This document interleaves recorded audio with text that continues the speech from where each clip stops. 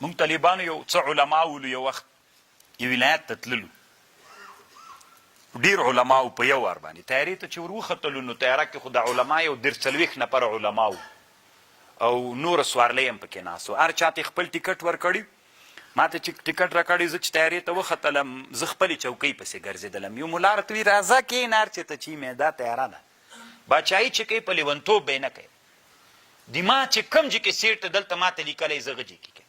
یعنی ما اسوارلی ته فکر و چې علماو د هغوی په ځایونو باندې ناست د علماو د هغوی په ځایونو ناست ول مخکې سیټ بس ګډ وډ ناست ول هغوی بېچارهګانو څه ویللی نه سو داسې غوسه زه خپلې چوکۍ پسې خپله چوکۍ مې چې پیدا کړه هلته کېناستله نو ما ته وایي راځه پروا نه کوي څه مې لباس نه ده که نه تا ته ټیکټ درکړی ده په خپله چوکۍ دي چې چیرې هلته کښېنه نو نظم ښه ده که بېنظمي نظم ښه ده نو دا چې علم نه وي د انسان سره څوک الله قرآن نازل کړی دی همدې دپاره لتخرج الناس من الظلمات الى النور انسانان چا ته راوباسه